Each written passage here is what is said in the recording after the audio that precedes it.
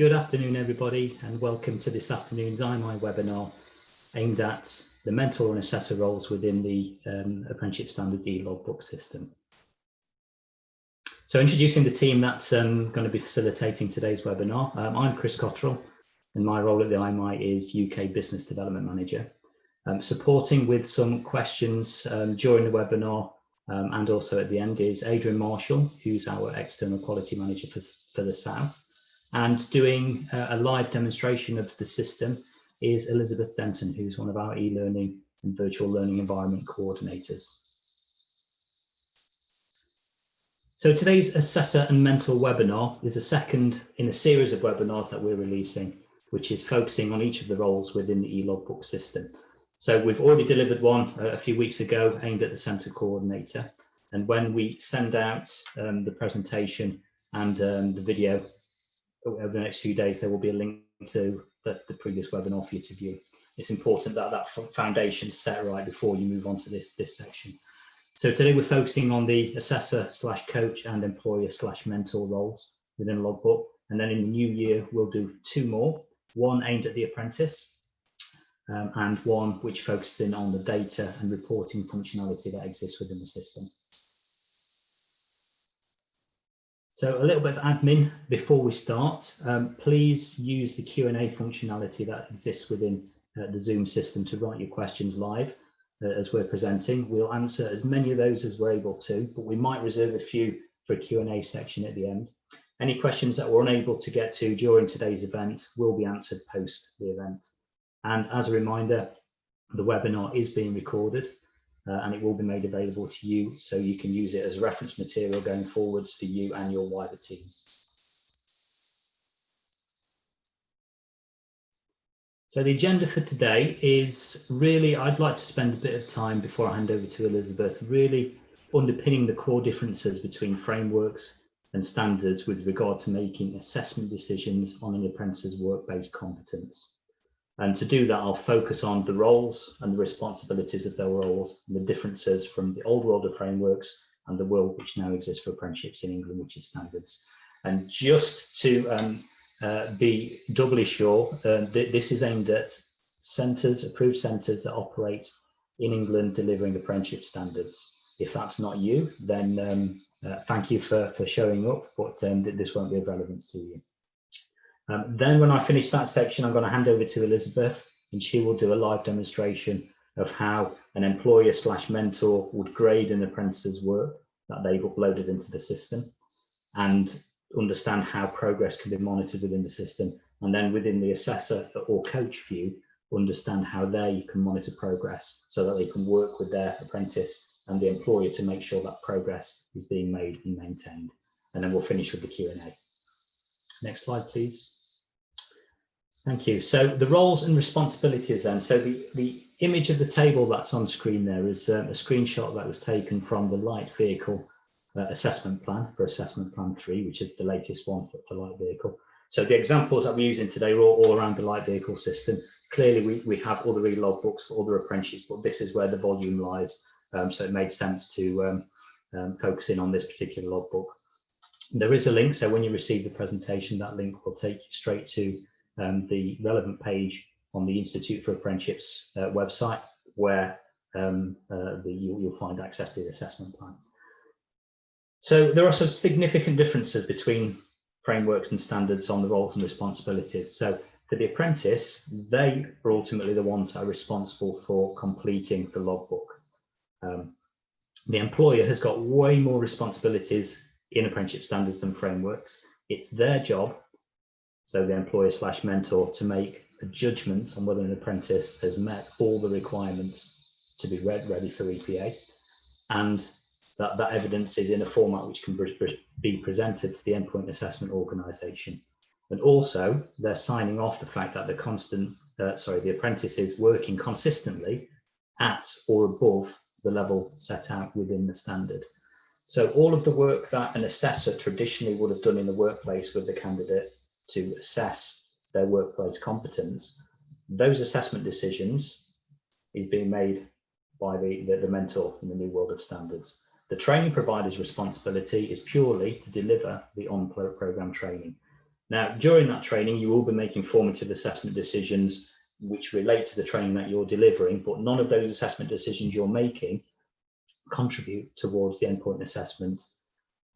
Invigilators traditionally have invigilated exams, and that's no different in Apprenticeship Standards. So any online tests are invigilated in the normal way.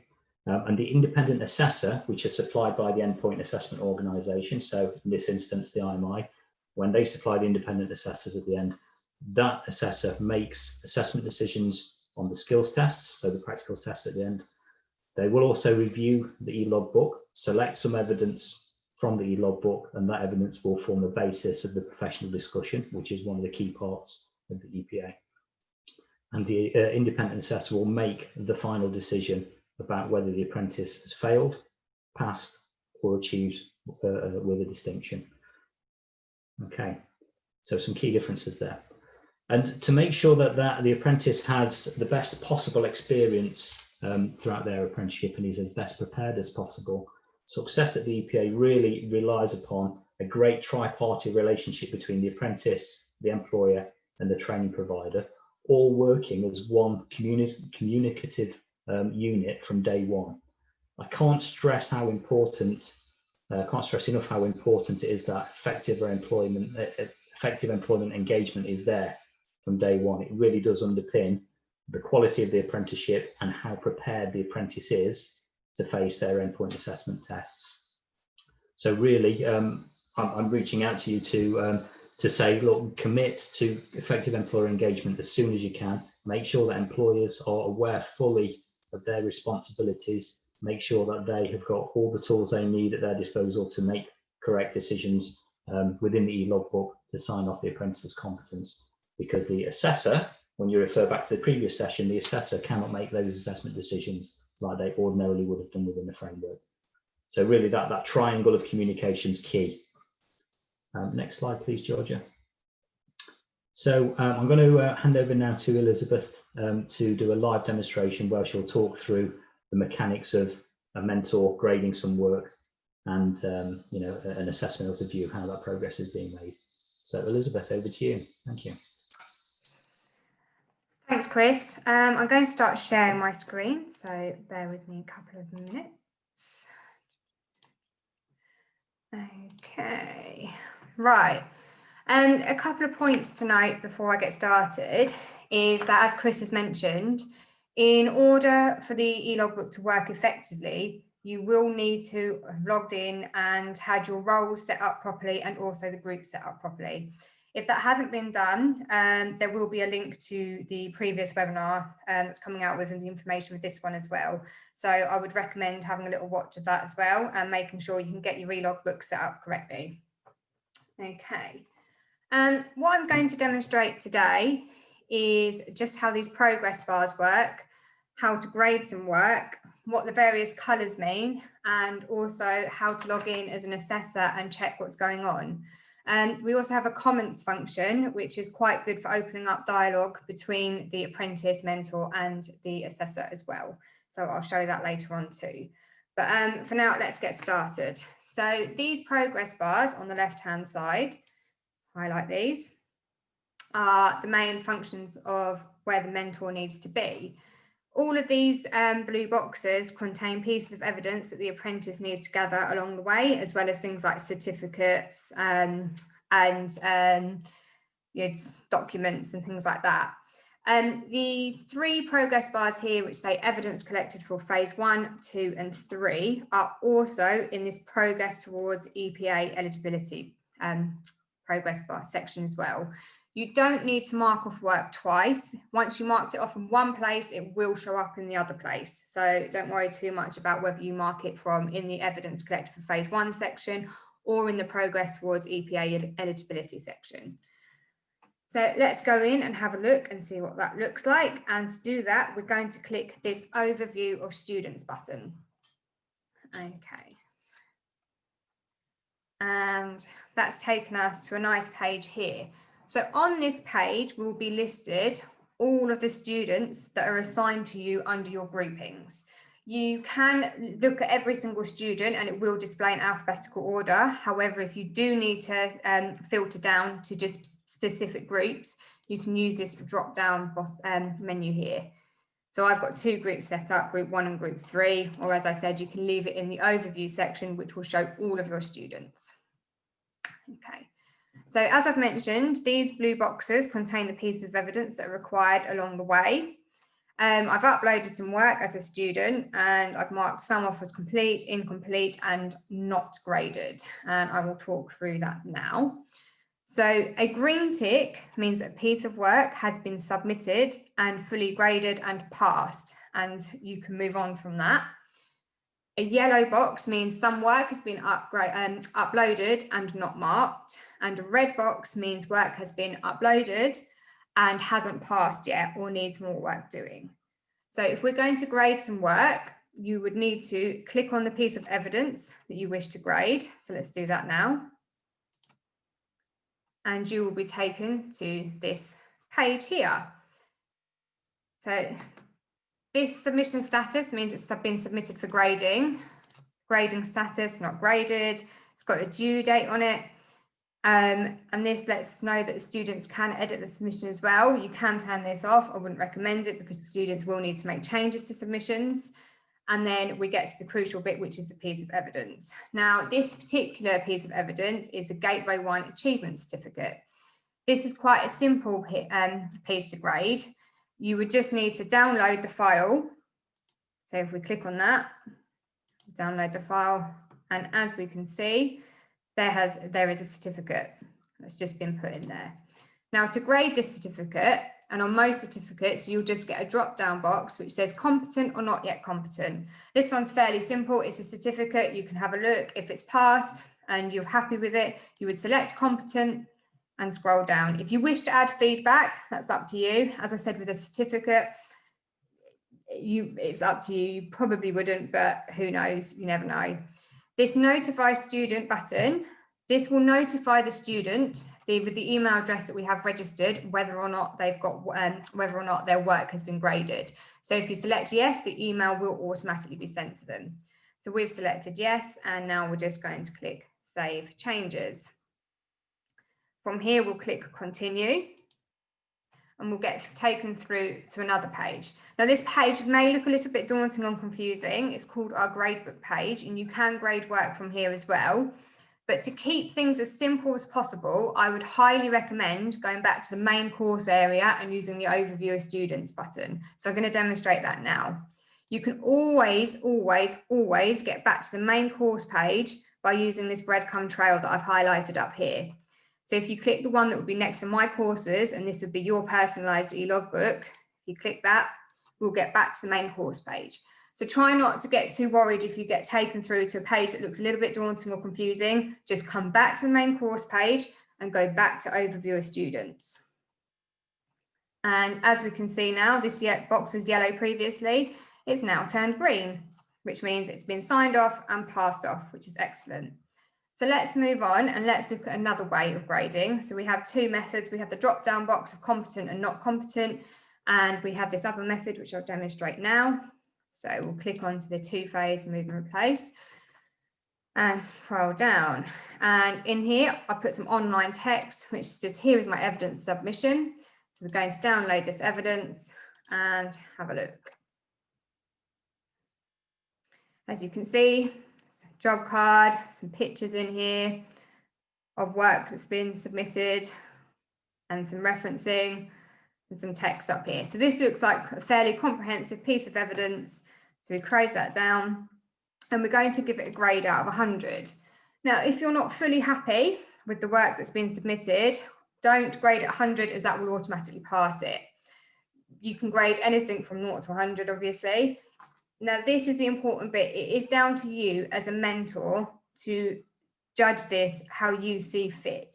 This is mostly for guidance for the student to learn and guide along the way. You know, this isn't set in stone. You can go back and forth. The student can keep resubmitting until they're happy with it.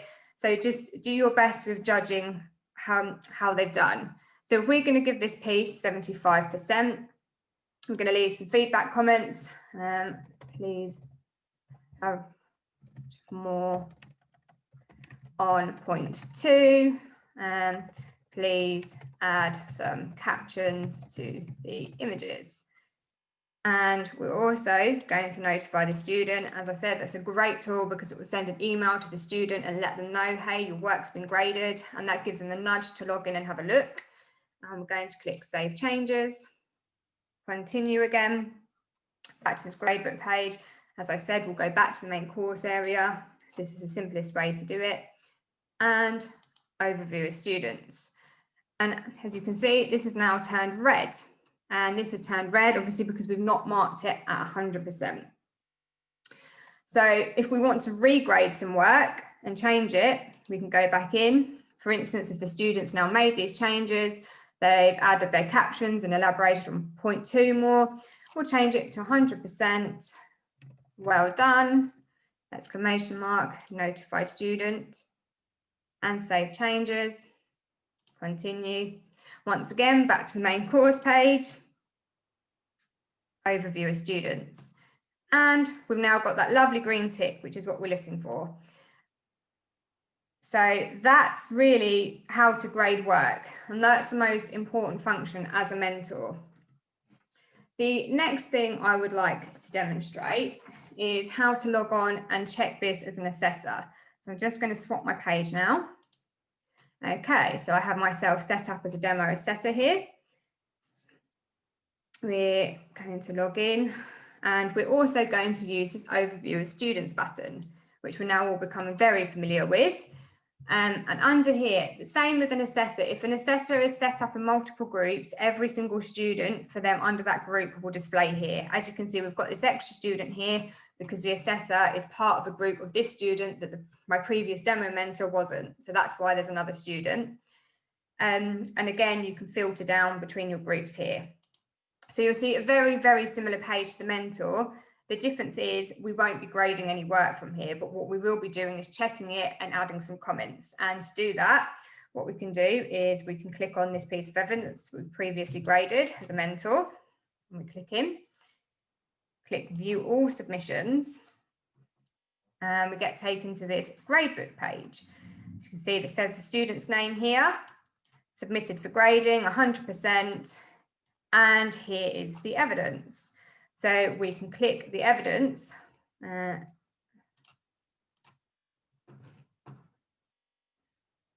me a second.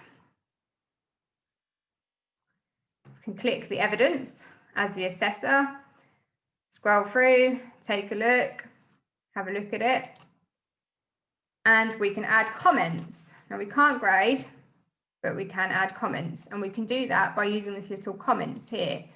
So if we click on the comments, the actual word, and you can open the box up wider, we could add some comments such as, great piece of work, but please add some more about diagnostic procedures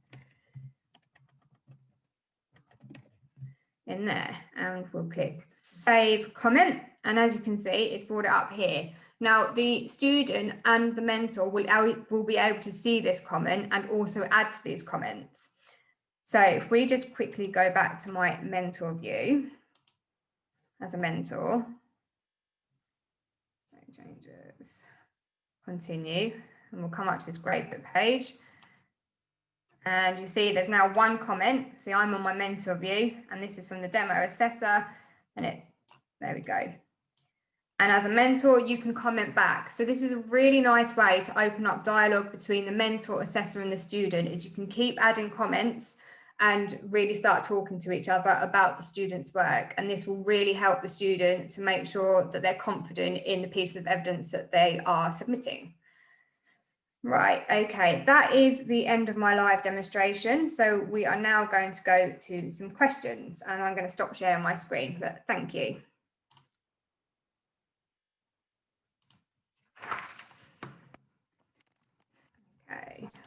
Okay, thank you very much, Elizabeth. So I can see that we've got one question that's sitting there at the moment, and the question is, when grading work, can you set the pass mark at less than 100%. So just to recap, so it's the mentor's responsibility to give them that 100% grade. And the advice to give mentors is that only grade the work at 100% when you're absolutely confident in the apprentice's competence. So when you know that they've done that job competently and they can operate consistently at that level, then at that point you grade the work 100%. So it's important to just reconfirm at this stage that there's no minimum or maximum amount that the apprentice should be included as evidence. There's no set criteria that they're trying to be assessing against. What I would say though is that the better quality the evidence that the apprentice is writing, the more detailed their submission, the better supporting documentation that they have. So job cards, technical data they've used, wiring diagrams, images, you know, the more that they can submit, the better, because it might be that piece of evidence that the independent endpoint assessor from the IMI selects to use it for their professional discussion. And they're given, you know, a number of days notice before their professional discussion as to which piece of evidence they're going to be speaking about during that bit of their endpoint assessment. So if they've written loads and they've got a very comprehensive piece of evidence, that will be very useful for them to use as an aid memoir to help within their professional discussion. If they've just submitted a tiny piece and the mentor's happy with their competence, they could grade that at 100%. But if that piece of evidence is pulled at endpoint assessment for their professional discussion, they'll be relying on what's in their memory bank and are likely to have a poor experience when they get to EPA because they haven't got that bank of evidence to refer to. Okay, another question has come in relating to that. Is it 50 for their work and 50 for competency? No, it's not. No, as I've just mentioned, it's the mentor is giving them 100% for their competency. And the reason for wanting good quality evidence is for the professional discussion, because that evidence might be the one that's selected by the independent end assessor. Another question, if the mentor grades at 100%, but the assessor isn't satisfied with the evidence, does the grade still stand?